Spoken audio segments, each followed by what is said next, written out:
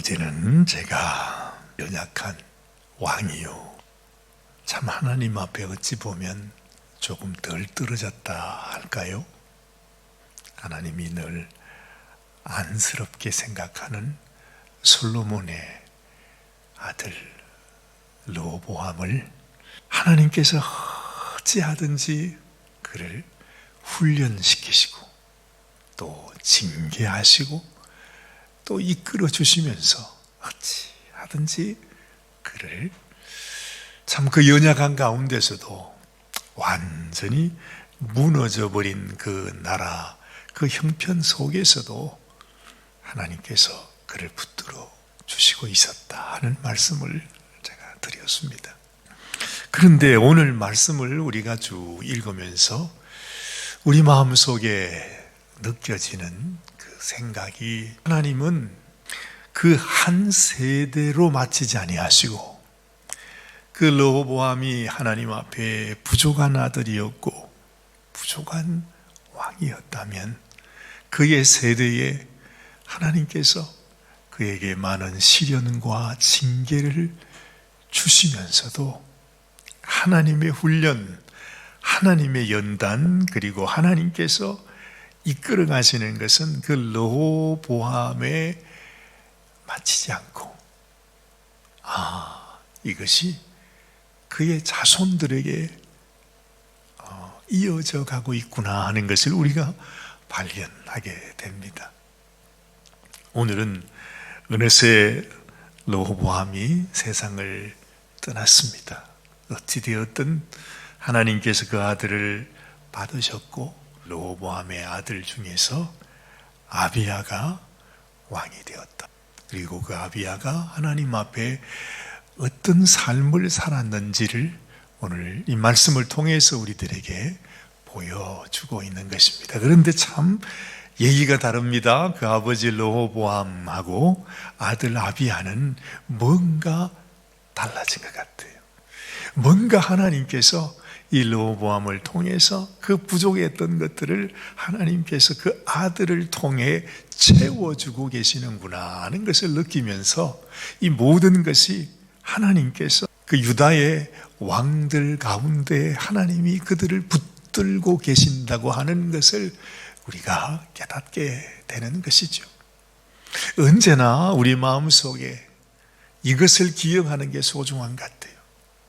하나님은 나뿐만 아니라 이제 나의 주가 되신 하나님께서 내 삶의 주인이 되시기에 하나님의 은혜는, 하나님께서 가지고 계시는 그 축복은 나의 세대에서 끝나는 것이 아니고 이것이 계속해서 이어져 간다는 것입니다.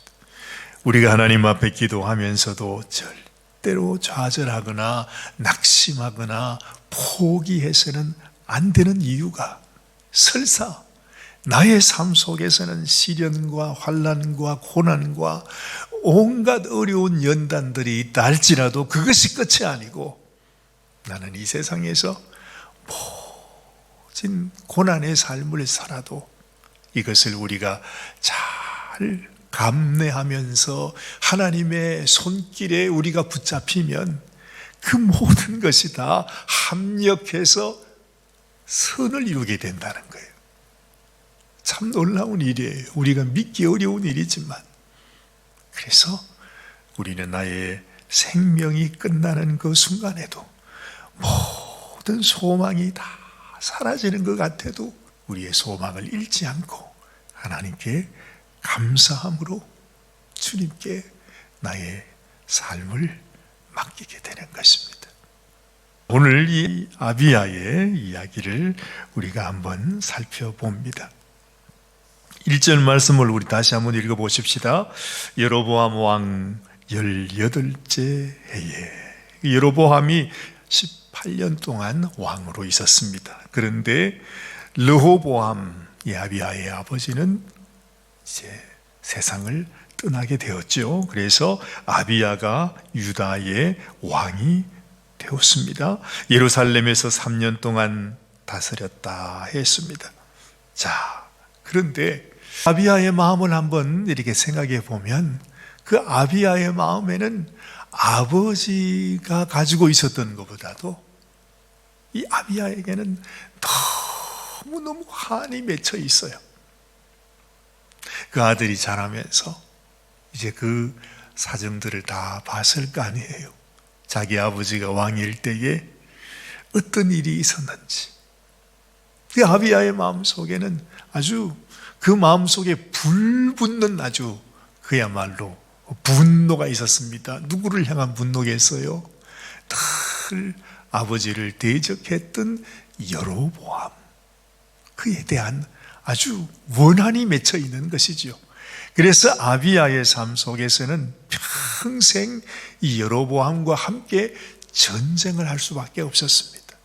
그리고 여로보암 역시도 유다가 어려움을 당하는 모습을 보면서 이 여로보암은 자기들이 이제 저 유다를 쳐서 이 유다까지도 자기의 소유로, 여로보암 자기가 이 두 나라를 다 통치하는 왕이 되기를 원하는 마음이 있었을 거 아니에요.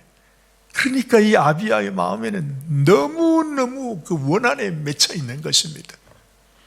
그러면서 아비야의 마음속에는 그래도 그 마음에 하나님을 섬기고 하나님을 사랑하고, 그리고 이 나라가 어떻게 생겨졌으며 이 나라를 향한 하나님의 약속이 무엇인지를 이 아비야는 깨닫고 있었던 것입니다.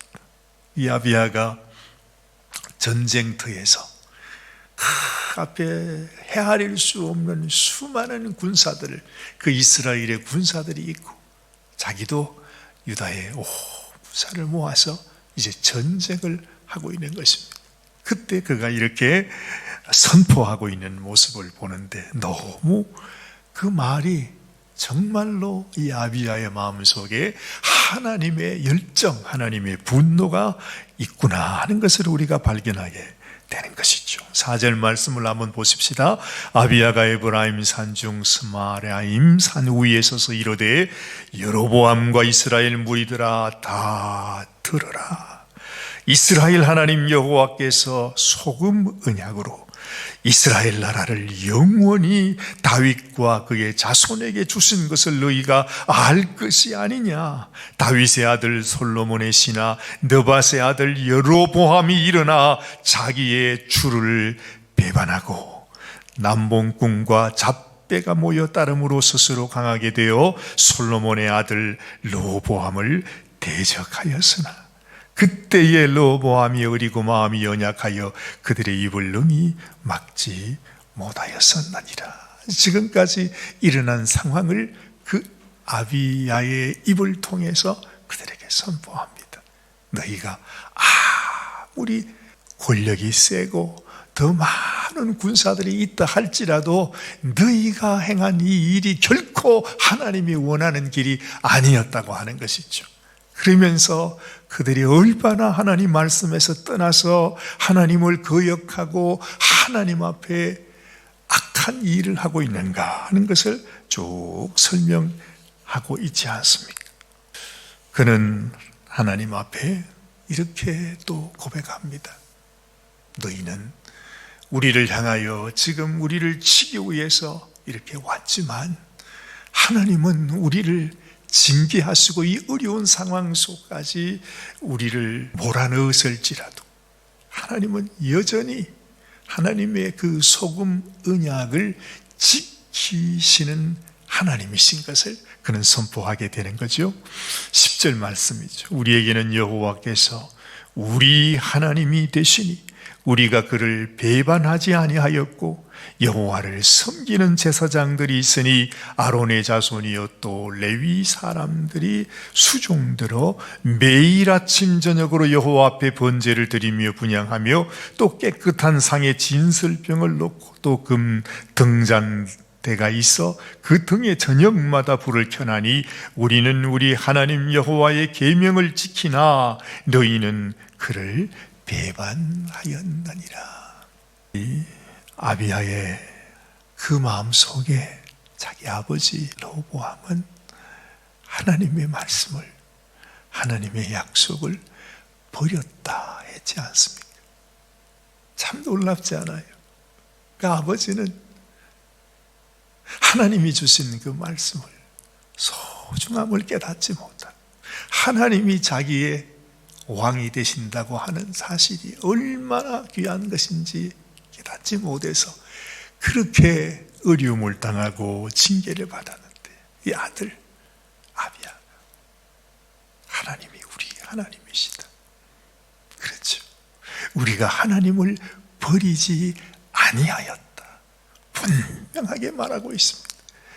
그러면서 우리가 이 유다 땅에 다시 하나님을 사모하고 하나님께 돌아가고자 하는, 하나님만이 우리를 지키실 수 있다고 하는, 하나님은 우리에게 언약을 베푸시고 언약을 이루어 가시는 하나님이라는 그 놀라운 사실이 이 아비야의 마음속에 깊이 깊이 새겨졌구나 하는 것을 우리가 알게 되는 것입니다. 하나님께서 그 아비야의 고백, 그의 그 선언을 들으면서 하나님이 감동을 하세요. 그래서 지금 병력으로 보면 이 유대 이스라엘의 병력이 거의 2배이잖아요. 엄청난 병력으로 전쟁을 하는데 하나님이 그 아비야의 말을 듣고 그 전쟁 속에서 질 수밖에 없는 상황이었다고 했습니다. 오늘 여기 표현을 보면 13절 말씀에 여로보암이 유다의 뒤를 둘러 복병하였으므로 그 앞에는 이스라엘 사람들이 있고 그 뒤에는 복병이 있는지라. 그래요. 정말 아무리 생각해도 인간적인 모습으로 실제적인 모습을 보면 이 유대가 패할 수밖에 없는 너무나 엄청난 군사력의 그 대비가 나타나는 가운데 있었지요. 14절 말씀을 보십시오.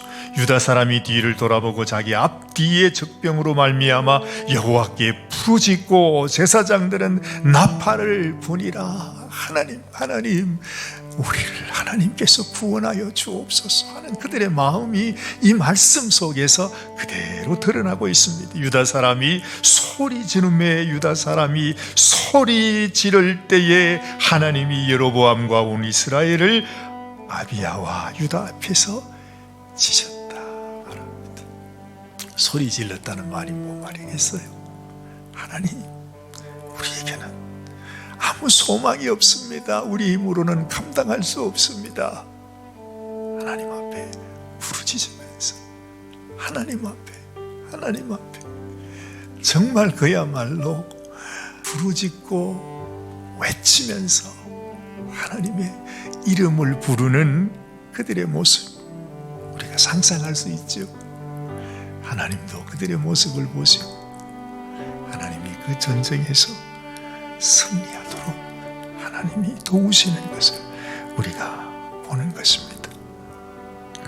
후에 이 아비야와 여로보암의 전쟁, 어찌 보면 아비야는 어렸습니다. 새로 왕이 되었습니다. 왕이 된 지 몇 년 되지도 않았습니다. 여로보암은 정말 아주 산전수전을 다 겪고 솔로몬 때부터 정말 그 솔로몬을 위협했던 그런 자였고, 지금은 이스라엘의 10지파를 다 다스리면서 자신의 그 나라를 더 강성하게 만들고 있었던 여로보암입니다. 상대가 되지 않는 그런 전쟁이었죠. 그러나 하나님께서 아비야의 마음, 그의 믿음, 그의 기도, 그의 고백, 그리고 그 이스라엘 백성이 그 자기의 임금인 아비야를 따라서 믿음으로 함께했던 그 모습을 하나님이 보시면서 절대로 하나님을 바라보고 하나님을 의지하는 자를 그냥 버리시지 아니하시는 하나님이신 것을 우리는 여기서 다시 보게 되는 것입니다. 여로보암이 이 전쟁으로 인해서 완전히 그가 세력을 잃고 죽임을 당하게 됩니다. 그러나 아비야는 점점 강성하여 아내 14을 거느려 아들 22과 딸 16을 낳았더라. 하나님께서 아비야의 삶을 이렇게 축복하신 것을 우리가 보게 되는 것입니다.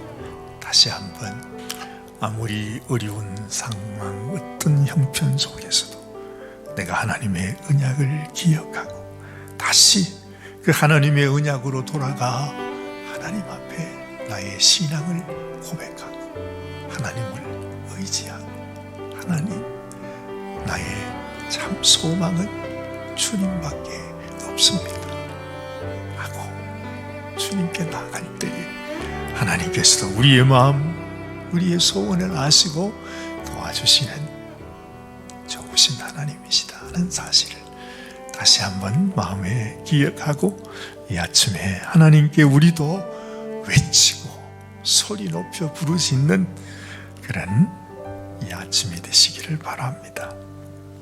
기도하십시다. 하나님 아버지, 정말 어찌할 수 없는 전쟁터 속에서 아비야와 그리고 그 백성들이 하나님 앞에 외치고 부르짖었다 했습니다.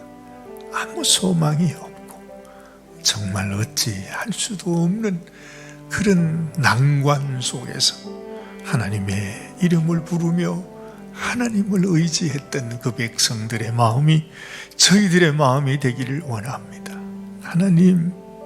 하나님께서 하나님의 뜻 가운데 그 솔로몬의 자손들을 지키시고 하나님이 붙드시고 훈련하시고 또한 징계하시면서 하나님의 사람들로 하나님께서 인도해 가시는 것을 보았습니다.